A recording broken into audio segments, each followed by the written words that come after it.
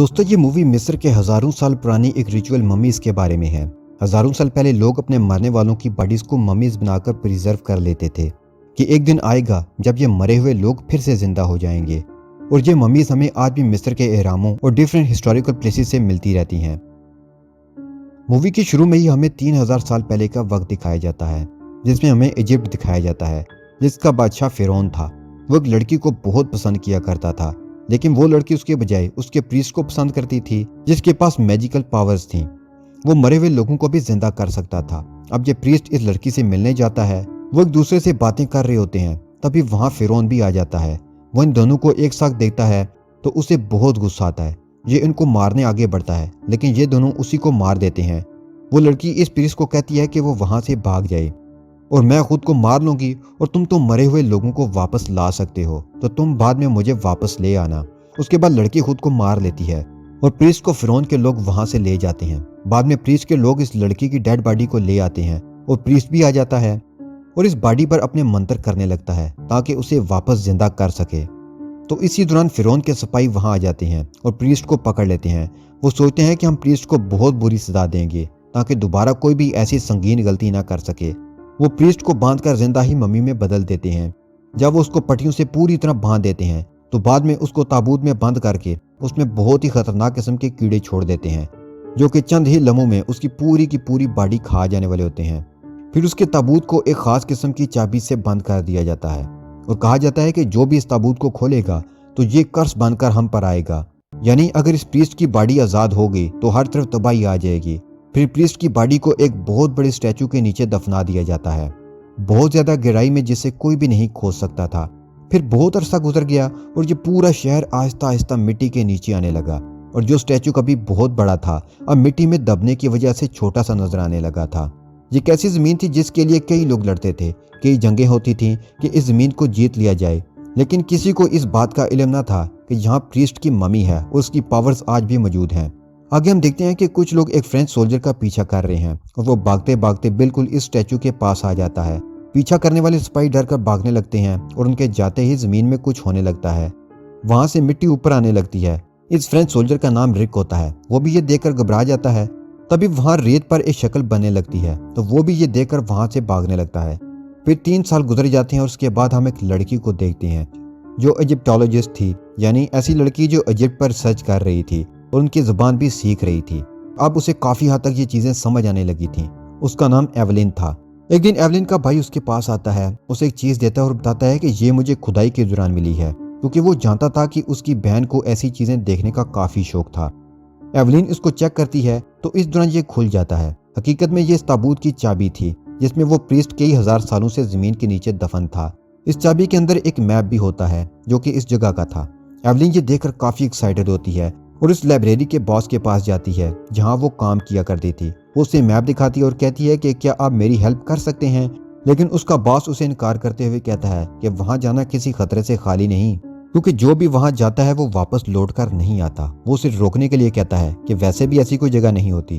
तो एवलिन उसे कहती है कि फिर ये भी अफवाह होगी कि जो भी वहां जाता है वापस नहीं आता, लेकिन मुझे वहां जाना है। फिर वहां एवलिन का भाई आ जाता है तो एवलिन उसे पूछती है कि सच में बताओ तुम्हें ये चाबी कहाँ से मिली। तो वो उसे बताता है कि मैंने उसे किसी आदमी से चुराया है। वो एक फ्रेंच सोल्जर था और अब वो एक जेल में है। वो जेल में उस आदमी से मिलने जाते हैं, यानी रिक से। वो रिक से इस जगह के बारे में पूछने लगते हैं तो वो उन्हें कहता है कि मैं एक शर्त पर तुम्हें वहां ले जाऊंगा अगर तुम मुझे यहाँ से बचा लो, क्योंकि आज मुझे फांसी है। जो आदमी रिक को फांसी देने वाला होता है, एवलिन उसे ऑफर करती है कि मैं तुम्हें पैसे दूंगी और वो पैसे रिक की वजह से हमें मिलेंगे, क्योंकि रिक को एक खजाने का इल्म है। तो वो आदमी रिक को लालच में आकर छोड़ देता है और अब वो तीनों जाते हैं उस जगह की तरफ। वो शिप में होते हैं तो देखते हैं कि बाकी लोग भी खजाने की तलाश में उसी जगह जा रहे होते हैं। एवलिन उसे कहती है कि इस जगह एक बुक भी दफन है जिसके अंदर काफी मैजिक लिखे हुए हैं। फिर हम देखते हैं कि वो लोग वहां पहुंच जाते हैं। वहां एवलिन जाकर उन्हें वो स्टैचू दिखाती है। वो कहती है कि इसका आधा हिस्सा जमीन के नीचे है। अब वो लोग वहां से जमीन के नीचे जाते हैं जहाँ इस स्टैचू का आधा हिस्सा था और उस जगह पर काफी अंधेरा होता है। वहां एवलिन एक शीशे को सीधा करती है तो बाहर से सूरज की रोशनी उस पर पड़ती है। इससे रोशनी रिफ्लेक्ट होकर वहां लगे बाकी शीशों पर पड़ती है, जिससे वहां काफी रोशनी हो जाती है। अब वहां एवलिन, उसका भाई और रिक के साथ वो आदमी भी था जो रिक को फांसी देने वाला था, लेकिन उसने डील कर ली थी। वो एक जगह देखता है कि बहुत ही कीमती पत्थर लगे हुए हैं जब वो एक पत्थर को हाथ लगाता है तो वो टूट कर नीचे गिर जाता है, जिसमें से एक कीड़ा निकलता है जो कि उसकी बॉडी में एंटर हो जाता है। जब वो कीड़ा उसकी बॉडी में मूव करता है तो उसे बहुत ज्यादा तकलीफ होती है। वो मूव करते करते उसके ब्रेन में एंटर हो जाता है। इस दर्द को बर्दाश्त करना मुश्किल था। वो भागता भागता अपना सर दीवार से दे मारता है, जिसकी वजह से उसकी सडन डेथ हो जाती है। यह सीन बहुत ही ज्यादा क्रीपी था। ये देखकर बाकी लोगों के होश उड़ जाते हैं। अब ये लोग रात के वक्त आग के पास बैठ जाते हैं। यहाँ ये एक दूसरे ग्रुप को भी देखते हैं जो यहाँ खजाने की तलाश में आया था। वो लोग यहाँ बैठकर ये फैसला करते हैं कि हमें जो भी खजाना मिलेगा हम मिलकर बांट लेंगे। अब वहाँ कुछ लोग आ जाते हैं जो उन पर अटैक कर देते हैं। ये फिरौन के गार्ड्स होते हैं जो आज भी इस जगह को प्रोटेक्ट कर रहे हैं। फिर इस ग्रुप का लीडर उन्हें कहता है कि मैं तुम्हें एक दिन का वक्त देता हूँ, उसके बाद तुम यहाँ से हमेशा हमेशा के लिए चले जाना, क्योंकि मैं नहीं चाहता कि कोई प्रीस्ट की रूह को आज़ाद कर दे और वो पूरी दुनिया में तबाही मचा दे। लेकिन ये दोनों ग्रुप उसकी बात नहीं मानते और अगले ही दिन फिर से खजाने की तलाश शुरू कर देते हैं। दूसरे ग्रुप को एक ट्रेजर बॉक्स मिलता है। देखने में लगता है कि इसमें कोई खजाना होगा, लेकिन ऐसा नहीं था। इस बॉक्स के बाहर एक वार्निंग लिखी हुई थी कि किसी ने भी मरे हुए इंसान को जिंदा किया तो वो उनका कर्ज बन जाएगा, जो उन पर ही पड़ जाएगा। जो भी इस बॉक्स को खोलेगा प्रीस्ट की सोल उसे मार देगी, फिर वो उसका खून चूसकर इस दुनिया में आ जाएगा। लेकिन वो सब कहते हैं कि यह सब फजूल बात है, ऐसा कुछ भी नहीं होता। इसी के साथ वो लोग बॉक्स खोल देते हैं। उसके अंदर एक बुक होती है। ये वही बुक थी जो प्रीस्ट इस लड़की को जिंदा करने के लिए पढ़ रहा था। उस पर एक ऐसी जगह बनी थी जिस पर एवलिन के पास मौजूद चाबी लग सकती थी। वो लोग जिस जगह बैठे होते हैं वहां एक ताबूत आकर गिरता है। उस पर भी सेम निशान होता है जहां चाबी लग सकती थी। वो उस ताबूत को खोलते हैं तो उसमें से काफी धुआं निकलता है, साथ में इस प्रीस्ट की जली हुई डेड बॉडी भी। एवलिन कहती है कि मैंने आज तक ऐसी डेड बॉडी नहीं देखी। सब रात को सो रहे होते हैं। एवलिन वो बुक लेकर रिक के पास आती है और कहती है कि ये वो बुक नहीं जो मुझे चाहिए। हो सकता है ये किसी काले जादू की बुक हो। वो अपने पास मौजूद चाबी से उसे खोलने लगती है और उसमें कुछ स्पेल्स लिखे होते हैं कि जो मर चुका है वो वापस आ जाए। वो जैसे ही ये बोलती है तो प्रीस्ट की मम्मी में जान आ जाती है और कई तरह के कीड़े उन पर अटैक कर देते हैं। इन सब से बचते हुए एवलिन सबसे अलग हो जाती है। प्रीस्ट की मम्मी इस आदमी के पास पहुंच जाती है जिसने वार्निंग के बावजूद वो बॉक्स खोला था। वो उसकी आंखें निकालकर खुद में लगा देती है और अब बढ़ती है एवलिन की तरफ। तो वहां रिक आ जाता है और गोलियां चलाने लगता है और वहां से बाहर आ जाता है। बाहर आता है तो फिरौन के गार्ड्स उसे मिलते हैं। वो कहते हैं कि मैंने तुम्हें कहा था कि तुम लोग यहाँ से चले जाओ। अब प्रीस्ट की मम्मी आज़ाद हो गई है, अब यह सबको मार डालेगी। रिक कहता है कि हम यहाँ से चले जाते हैं, लेकिन एवलिन कहती है कि हमने इस मम्मी को आज़ाद किया है, अब हम ही इसे मारेंगे। उसके बाद हम देखते हैं कि शहर के हालात बदलने लगे हैं और शहर पर आग बरसने लगी है और सब कुछ तबाह होने लगता है। मम्मी उसी आदमी के पास जाती है जिसकी उसने आंखें ली थी। फिर वो उसकी स्किन भी ले लेती है और उसका सारा खून भी। वो सब मिलकर उस जगह जाते हैं जिस जगह वो मम्मी होती है। रिक उस पर काफी फायरिंग करता है लेकिन उसका इस पर कोई भी असर नहीं होता। लेकिन तभी वहां पर एक बिल्ली आ जाती है जिसे देखकर वो मम्मी डर जाती है और उन लोगों को भी समझ आ जाता है कि मम्मी बिल्ली से डरती है। रिक फिरौन के गार्ड के पास जाता है और उनसे पूछता है कि वो बिल्ली से क्यों डर रहा था। तो वो बताता है कि बिल्लियां भी हमारे साथ इस जगह को प्रोटेक्ट करती हैं और वो प्रीस्ट समझता है कि ये बिल्लियां उस पर अटैक कर देंगी। लेकिन एक दफा वो पावरफुल हो गया फिर वो बिल्लियों से भी नहीं डरेगा। वो लोग समझ जाते हैं कि प्रीस्ट की मम्मी इन लोगों को मार कर ही जाएगी जिन्होंने वो बॉक्स खोला और उन लोगों में से एक को तो वो पहले ही मार चुका था। फिर एवलिन बताती है कि जब मम्मी ने उसे देखा तो उसने उसे उसी नाम से पुकारा जिसे फिरौन पसंद किया करता था, जिसके साथ उस प्रीस्ट का रिलेशनशिप था। तो वो गार्ड उसे कहते हैं कि ये तो बहुत बुरा हुआ। इस दुनिया में वापस आकर जो सबसे पहला काम उसने करना था वो इस लड़की को वापस लाना था और उसके लिए वो तुम्हें सेक्रीफाइस करेगा, इसीलिए वो तुम्हें उस नाम से पुकार रहा था। लेकिन तुमसे पहले वो उन 3 लोगों को मारेगा। इन 3 लोगों में से एक भाग जाता है और उसी के पास वो मैजिकल स्पेल्स वाली बुक होती है जो कि उसे चाहिए थी इस लड़की को जिंदा करने के लिए जिसे वो पसंद करता था। रिक अपने साथियों के साथ उस आदमी का पीछा करने जाता है लेकिन वहां पहुंचकर वो देखता है कि मम्मी वहां पहले ही पहुंच चुकी है और उस आदमी को मारकर वो बुक भी हासिल कर चुकी है। उसके बाद वो 2 आदमियों में से एक के पास जाकर उसे भी मार देता है। अब प्रीस्ट की शक्ल और बॉडी पहले से काफी बेहतर थी। फिर वो एवलिन के कमरे में रेत बंद कर जाता है।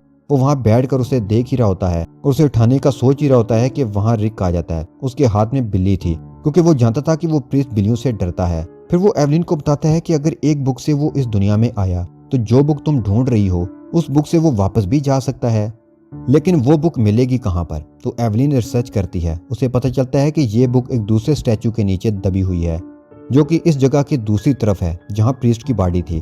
फिर वो देखते हैं कि वहाँ के सब लोग प्रीस्ट के गुलाम बन चुके हैं क्योंकि वो जानते हैं कि अगर उन्होंने उसे इनकार किया तो वो उन्हें मार डालेगा। फिर वो प्रीस्ट एवलिन की तरफ बढ़ता है और उसे कहता है कि मेरा हाथ थाम लो फिर सब कुछ ठीक हो जाएगा। फिर एवलिन को ऐसा ही करना पड़ता है और वो उसका हाथ थाम लेती है, लेकिन उसने झूठ बोला होता है। वो एवलिन को ले जाता है और ऑर्डर देता है कि बाकी लोगों को मार दिया जाए, लेकिन रिक और उसके साथी किसी तरह से अपनी जान बचाकर वहां से आ जाते हैं। वो सब कहते हैं कि अब हमें दूसरे स्टैचू को ढूंढना होगा ताकि हम दूसरी बुक को ढूंढकर उसको वापस भेज सकें। उसके बाद प्रीस्ट कुछ ममीज को जिंदा कर देता है ताकि वो रिक को दूसरी बुक ढूंढने से रोक सकें, लेकिन रिक जैसे तैसे करके उस बुक तक पहुंच जाता है।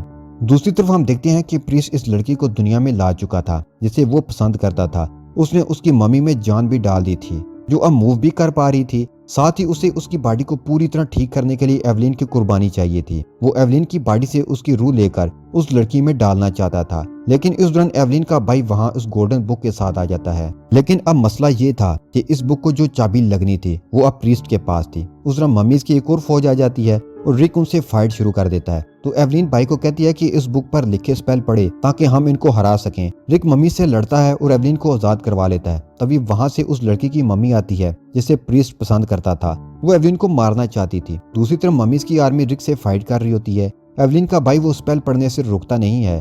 फाइनली वो आर्मी रुक कर उसकी बात मानने लगती है। फिर एवलिन का भाई मम्मीज को ऑर्डर करता है कि प्रीस्ट की लड़की को मार दो। वो आर्मी ऐसा ही करने लगती है। इस प्रीस्ट को बहुत गुस्सा आता है। वो एवलिन के भाई के पास जाकर उसकी गर्दन पकड़ लेता है, लेकिन पीछे से रिक आकर इस प्रीस्ट पर अटैक कर देता है। इस दौरान एवलिन का भाई प्रीस्ट से चाबी भी छीन लेता है और बुक और चाबी लेकर एवलिन के पास पहुंच जाता है। वो बुक खोलकर पढ़ने लगती है। प्रीस्ट रिक को मारने के लिए आगे बढ़ता है। एवलिन के स्पेल पढ़ते ही वहां कुछ इनविजिबल एनिमल आते हैं जो कि बहुत ही पावरफुल थे। अब वो प्रीस्ट की बॉडी में से सारी एनर्जी साथ ले जाते हैं। अब प्रीस्ट एक नॉर्मल इंसान था। रिक प्रीस्ट को मार देता है और उसके मरते ही वहां सारे दरवाजे बंद होने लगते हैं। अब एवलिन का भाई रिक और एवलिन वहां से भागते भागते बाहर आते हैं। उनके बाहर निकलते ही वो पूरी जगह जमीन के अंदर चली जाती है। फिर हम लास्ट सीन में देखते हैं कि जिन ऊंटों पर वो वापस जा रहे होते हैं उन पर काफी ज्यादा खजाना भी लदा होता है। वहां पर फिरौन के गार्ड भी उनका शुक्रिया अदा करते हैं कि हम इस जगह को प्रोटेक्ट करते करते थक चुके थे। और यहीं पर ये मूवी खत्म हो जाती है।